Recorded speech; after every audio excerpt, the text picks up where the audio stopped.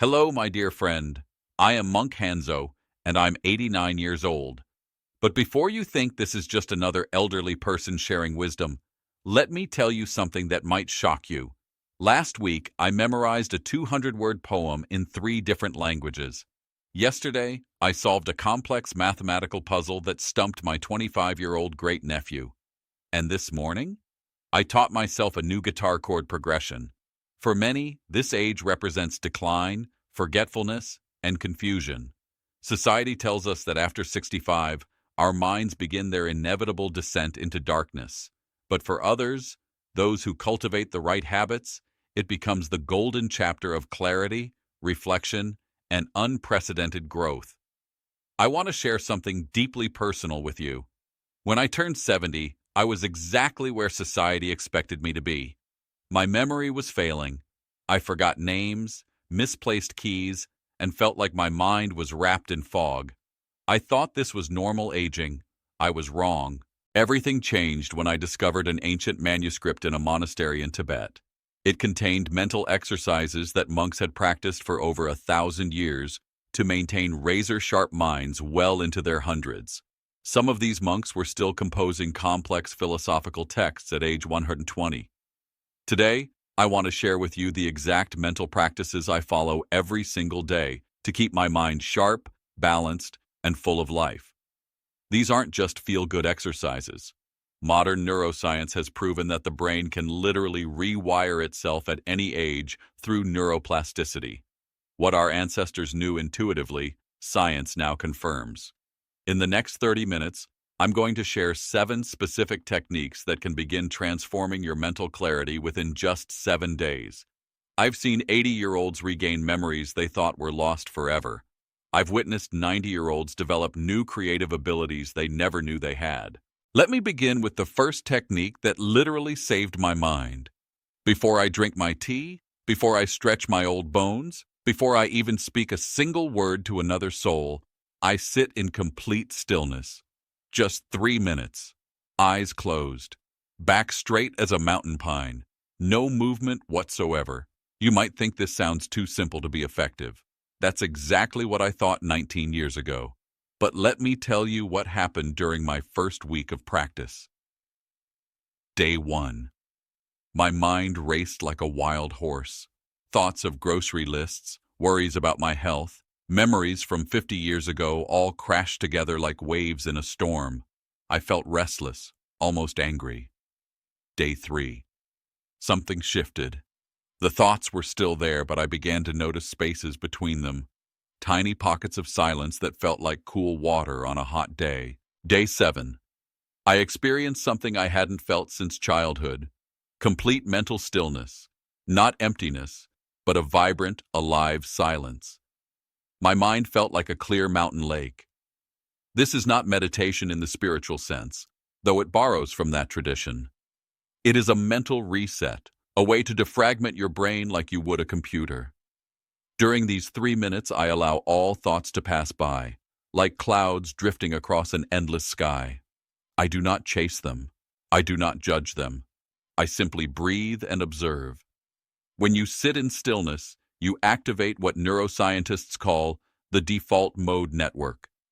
This is your brain's screensaver, the network that becomes active when you're not focused on the outside world. As we age, it often becomes hyperactive, leading to rumination and anxiety. The 3-minute stillness practice trains this network to function optimally again. In Eastern medicine, the mind at dawn is most receptive, like fertile soil ready for planting. The Chinese have a concept called Wu Wei, effortless action. Starting the day in silence realigns your inner rhythm and strengthens your mental center. Here's the secret most people miss. The power isn't in the stillness itself. It's in the transition out of stillness. When you open your eyes after 3 minutes, your brain is in what scientists call a gamma wave state, the same brainwave pattern associated with moments of insight and peak mental performance. Do this for 1 week, and you'll begin to notice less anxiety, sharper decision-making, and deeper, more restorative sleep. I've taught this technique to over 200 seniors in my community. 87% reported noticeable improvements in their daily mental clarity within 10 days. Every morning, after my stillness practice, I take out what I call my memory scroll. It's not a journal of feelings or complaints, it's something far more powerful. A daily memory exercise that has literally rebuilt my capacity to remember. I sit with my pen and paper, and I try to recall everything from the day before. Not just the big events, but the small details that most people let slip away. What did I eat for breakfast? Who did I speak to? What thoughts crossed my mind while brushing my teeth? What was the weather like? How did the coffee taste? This might sound tedious, but it's actually thrilling. Every detail you recover is like finding a lost treasure. Most of our memories aren't actually lost. They're just buried under layers of mental debris. When I first started this practice, I could barely remember what I had for dinner the night before. My memory scroll would have maybe 3 or 4 sentences.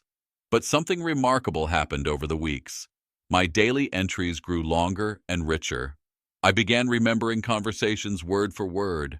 I could recall the exact color of the sky during my morning walk. This simple habit stimulates your hippocampus, the seahorse-shaped region of your brain responsible for memory formation.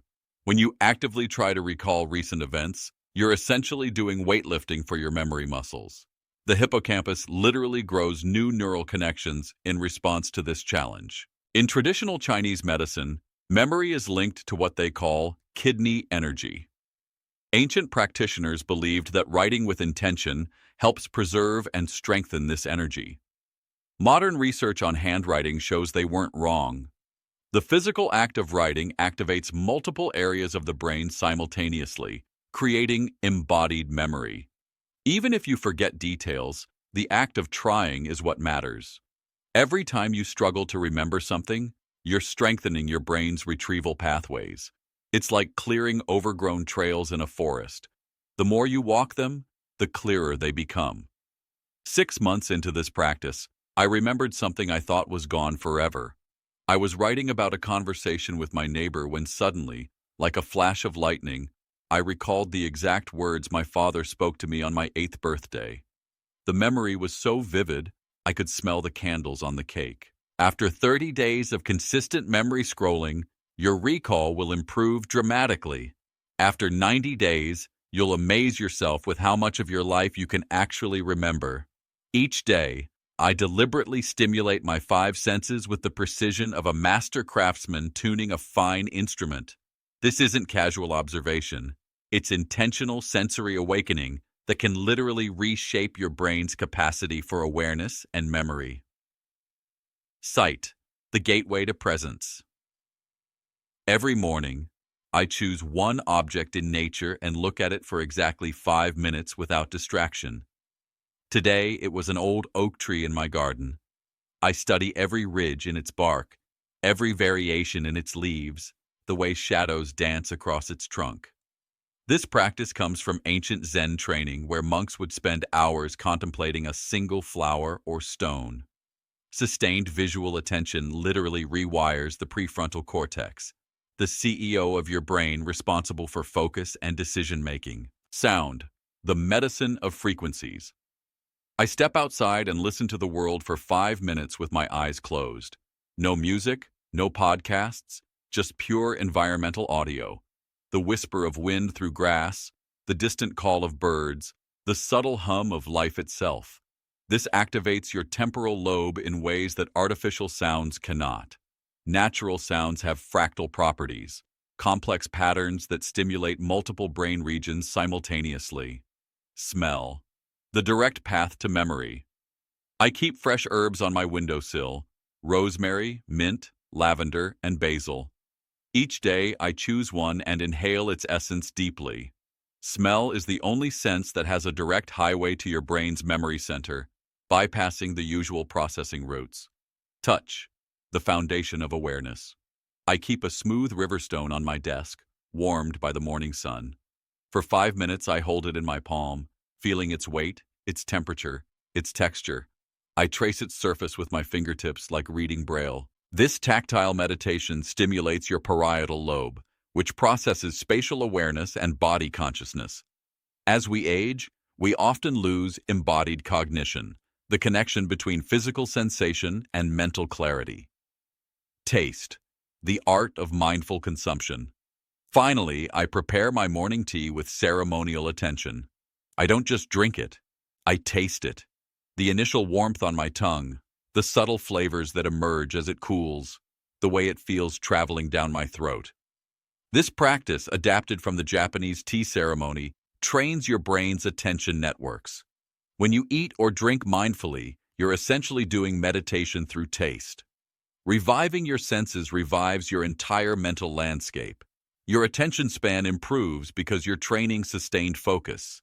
Your memory strengthens because you're creating rich, multi-sensory experiences for your brain to encode. Start with just 1 sense per day.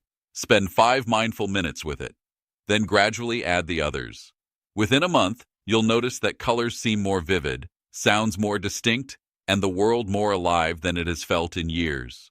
Every evening, as the sun begins to set, I practice what I learned from my teacher in Kyoto over 2 decades ago.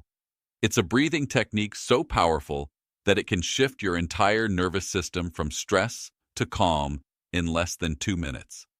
It's called the 4-7-8 breathing pattern, and it might be the most potent tool I can share with you today.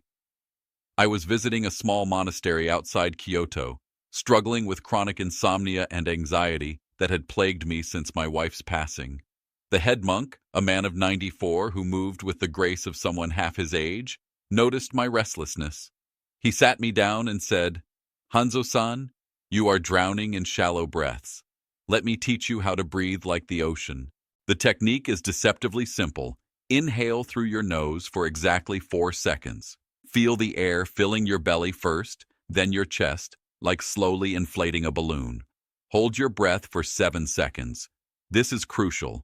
During this hold, your body begins a cascade of physiological changes. Exhale slowly through your mouth for 8 seconds, making a soft whooshing sound as you completely empty your lungs. Repeat this cycle exactly 4 times, no more, no less. When you hold your breath for 7 seconds, you're triggering the relaxation response. Your vagus nerve sends a powerful signal to slow everything down. During the 8-second exhale, your parasympathetic nervous system takes control. This is your body's rest and digest mode, the opposite of fight or flight response. Dr. Andrew Weil calls 4-7-8 breathing a natural tranquilizer for the nervous system. Studies show that consistent practice can lower blood pressure, reduce anxiety, improve sleep quality, and boost immune function. As we age, our breathing naturally becomes more shallow and rapid.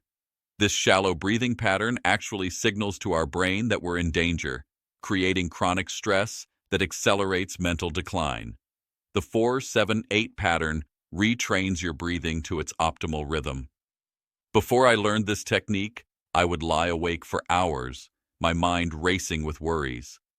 Now, when I practice 4-7-8 breathing before bed, I fall asleep within minutes, and my sleep is deep and restorative. Do this every night for 1 week. Your sleep will improve dramatically. Your mind will feel lighter during the day, and you'll have a tool that can calm your nervous system anytime, anywhere, in less than 2 minutes. Once a week, I engage in what I call the most important mental workout of my entire routine. It's called the 10-word recall challenge, and it's based on ancient memory techniques used by scholars and monks for over 1,000 years. I ask someone, my grandson when he visits, my neighbor Mrs. Chen, or sometimes my doctor, to read me a list of 10 completely random words. They might say elephant, keyboard, sunset, refrigerator, guitar, pencil, mountain, coffee, bicycle, rainbow. I listen once, just once. No notes, no repetition. Then I repeat them back in the exact same order. After 5 minutes of normal conversation, I try again. After 30 minutes, I test myself once more. The first time I tried this, 19 years ago, I could barely remember 3 words after 5 minutes. I felt defeated, convinced that my memory was simply too far gone. Now, at 89, I can recall all 10 words in perfect order even a week later. Sometimes I challenge myself with 15 or even 20 words. This technique trains what neuroscientists call working memory, your brain's ability to hold and manipulate information in your mind. Working memory is like your mental workspace. As we age, working memory typically declines faster than any other cognitive function. This is why seniors often lose their train of thought mid-sentence. But working memory is also the most trainable aspect of cognition. When you practice the 10-word recall challenge, you're literally forcing your brain to create new neural pathways. Each word becomes a node in a network, and your brain has to build bridges between these nodes to maintain the sequence. This exercise strengthens neuroplasticity, your brain's ability to reorganize and form new connections throughout your life. The ancient belief that you can't teach an old dog new tricks has been completely debunked by modern neuroscience. In the East, elders were regularly challenged with riddles, memory poems, and complex stories. Buddhist monks would memorize entire texts containing thousands of verses. Today, we've replaced this mental training with passive consumption. Our brains have become lazy, expecting everything to be available at the touch of a button. The 10-word recall challenge reverses this mental atrophy. It stimulates both the left hemisphere of your brain, which processes language and sequence, and the right hemisphere, which handles spatial relationships and patterns. I've seen remarkable transformations in the seniors I've taught this technique to. Margaret, 82, went from forgetting her grandchildren's names to recalling detailed stories from their childhood visits. Robert, 76, rediscovered his ability to memorize phone numbers and addresses. Start with 5 words if 10 feels overwhelming. Master that level completely before moving to the next. The goal isn't to impress others. The goal is to rebuild your brain's confidence in its own capacity to learn and remember.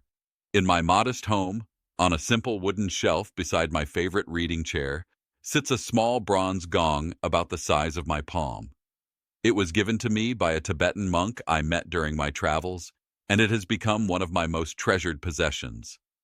Every time I feel overwhelmed by racing thoughts, lost in endless worry loops, or disconnected from the present moment, I reach for this gong and ring it once. Just once. The sound is pure, crystalline, and it resonates for several seconds like ripples expanding across a still pond. And in that time, in those precious seconds of pure sound, I return completely to the present moment. This practice is deeply rooted in thousands of years of wisdom from Zen temples and Shaolin monasteries, where the sound of the gong was not only a call to prayer, but a call back to awareness, a sonic bridge between scattered thinking and focused presence. Sound travels through your body as vibration, not just through your ears, but through your bones, your organs, your entire nervous system. When you hear a pure tone like a gong, singing bowl, or bell, it creates entrainment. Your brainwaves literally synchronize with the sound frequency. The frequency of my little bronze gong is approximately 440 hertz, which corresponds with what neuroscientists call the alpha brainwave state, the same frequency your brain produces during states of relaxed awareness and creative insight. As we age, our minds often become trapped in rumination loops, repetitive, often anxious thoughts that circle endlessly without resolution. These loops are like mental quicksand. The more you struggle against them, the deeper you sink. The gong sound acts like a circuit breaker for these loops. The pure tone literally interrupts the neural patterns of repetitive thinking and creates a moment of silence where clarity can emerge. You don't need an expensive Tibetan gong. I've taught people to use small bells, wind chimes, even a tone generator app on their smartphone. The key is the purity and clarity of the sound, not its source. I have a friend, Elena, who is 84 and struggles with anxiety about her health. She was caught in constant worry loops, checking her pulse obsessively, Googling symptoms, calling her doctor daily. I taught her the gong ritual using a small bell from her kitchen. Within 2 weeks, the anxiety loops were breaking more easily. Regular use of sound for mental resetting actually trains your brain to find stillness more easily. It's like creating a Pavlovian response, but instead of salivating for food, You're conditioning your mind to drop into presence when it hears the sound. I use my gong at specific times throughout the day. When I first wake up, to transition from sleep consciousness to waking awareness. When I sit down to read, to clear my mind for focused attention. When I feel frustrated, to restore emotional balance. And before my evening reflection, to create a boundary between the activities of the day and the quiet of night. The beauty of this practice is its immediacy. Unlike meditation or breathing techniques that require time to show results, the gong ritual works instantly. One clear sound, and scattered thoughts settle like sediment in a shaken jar. At the end of each day, as twilight settles over my small garden, I engage in what I consider the most important ritual of my entire day. It's a practice that takes only 5 minutes, but has the power to transform not just your sleep, but your entire relationship with life itself. I call it the 3 wins 1 lesson reflection, and it has roots in both ancient Stoic philosophy and Buddhist mindfulness traditions. I sit in my favorite chair and ask myself 4 specific questions. These aren't casual thoughts. They're precise inquiries that have been refined over thousands of years of human wisdom. Question 1. What are 3 things I did well today? This isn't about major accomplishments. It's about recognizing small victories that most people overlook completely. Maybe I listened deeply to my neighbor's concerns. Perhaps I took time to really taste my lunch. Or I chose patience over irritation when the grocery store line was long. The key is that I force myself to find 3 things. Some days this feels easy, other days I have to dig deeper. But the searching itself is valuable. It trains your brain to notice positive moments rather than fixating on problems. Question 2. What is one thing I could learn from? Notice I don't ask, what did I do wrong? This subtle language difference is crucial. Instead of focusing on failure, I'm looking for learning opportunities. Maybe I rushed through a conversation when someone needed more attention. Perhaps I skipped my morning stillness practice and noticed more mental scatter. This isn't about self-criticism. It's about continuous growth. Ancient Confucian scholars believed that each day offered lessons if you knew how to look for them. Question 3. Did I treat others with kindness? This question comes from the Buddhist concept of loving kindness. It's about recognizing our fundamental interconnectedness and taking responsibility for the energy we bring into the world. Sometimes the answer is clearly yes. I helped someone or offered encouraging words. Sometimes it's more subtle. I chose not to honk my horn at a slow driver, or I smiled genuinely at the cashier. And sometimes, honestly, the answer is no. Acknowledging this without judgment creates the possibility for different choices tomorrow. Question 4. Did I honor my time? This final question asks whether I treated my precious, irreplaceable time as the gift it truly is. Did I waste hours in mindless scrolling? Did I rush through beautiful moments instead of savoring them? Or did I move through my day with presence and intention? At 89, I'm acutely aware that time is my most valuable resource. This question helps me evaluate whether I'm living fully or merely existing. This small ritual brings closure, peace, and purpose to each day. In Eastern philosophy, the day is considered a life in miniature. Reflecting on it gives meaning to your experiences, improves sleep quality by processing the day's events, and prepares your mind for tomorrow with clear intention. The practice also has profound effects on your sleep. Instead of your mind randomly churning through the day's events, you've already processed them consciously. Your subconscious can focus on restoration instead of unfinished mental business. It's not the big goals or major achievements that keep the mind young and vital. It's the daily acts of awareness, the small choices toward growth, the consistent practice of paying attention to life as it unfolds moment by moment. This practice transforms ordinary days into meaningful experiences. It changes your relationship with time from anxious rushing to grateful presence, and it ensures that you're not just living longer, but living more fully with each passing day.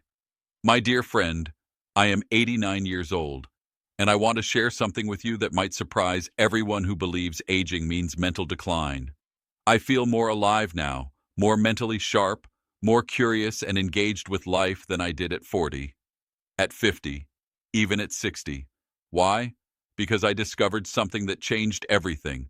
I learned to train my mind just like others train their bodies. We live in a culture that has accepted mental decline as inevitable. We expect forgetfulness, confusion, and mental fog as natural parts of aging. But what if this widespread belief is not just wrong, but tragically limiting? What if your mind, right now, at whatever age you are, is capable of growth, expansion, and renewal that would astound you? The 7 practices I've shared with you today aren't just ancient wisdom or feel-good exercises. They are precise tools, refined over millennia, and validated by modern neuroscience. They work by harnessing your brain's incredible capacity for neuroplasticity, its ability to reorganize, adapt, and grow new connections throughout your entire lifetime. The 3-minute morning stillness that resets your mental operating system. The memory scroll that rebuilds your recall abilities. The sensory awakening that reconnects your mind with the vivid reality of being alive. The 4 to 7 8 breathing that transforms stress into calm. The 10-word recall challenge that literally grows new neural pathways. The gong ritual that instantly breaks loops of anxious thinking. And the evening reflection that transforms ordinary days into meaningful experiences. Each of these practices targets a different aspect of mental fitness. Together, they create a comprehensive training program for your mind that can reverse years of mental decline and open possibilities you thought were lost forever. But here's what I want you to understand most deeply. You don't need to be a monk to apply these techniques. You don't need special equipment, expensive supplements, or years of training. You only need 2 things that you already possess: intention and consistency.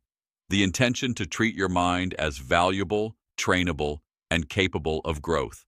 And the consistency to practice these simple techniques daily, just as you would exercise your body. Last month, my great-granddaughter, who is studying neuroscience at university, brought her professor to meet me. She had told him about my mental practices and my remarkable memory at age 89. He was skeptical, as scientists should be. He tested my recall with increasingly complex memory challenges. He had me solve mathematical problems. He asked me to recite poetry I had memorized recently. By the end of the afternoon, he was shaking his head in amazement. "Mr. Hanzo," he said, "your cognitive function tests at the level of someone 30 years younger. What you're doing is successful aging, maintaining high cognitive function throughout the lifespan. You're living proof that the brain can continue to grow and improve with the right practices. But I don't share this to impress you. I share it to inspire you, because everything I can do, you can do. The same techniques that transformed my mental capacity can transform yours. Start today. Don't wait for Monday or next month or when you feel more motivated. Choose one practice, perhaps the 3-minute stillness or the evening reflection. Commit to it for 1 week, then add another practice, then another. Your mind is not a machine that inevitably wears out. It's a garden that can bloom with beauty and vitality at any age, given the right care and attention. You are not too old to learn new skills. Remember clearly, think creatively, and engage fully with life. You are not too set in your ways to change and grow. You are not too far gone to reclaim your mental sharpness and clarity. Your mind never retires. It simply waits patiently for you to remember its incredible potential and give it the training it deserves. At 89, I am still growing, still learning, still becoming more than I was yesterday. And if I can do this, so can you. The journey begins with a single practice, continued for a single day. From there, who knows how far your magnificent mind can take you? With deep respect and boundless faith in your potential, Monk Hanzo.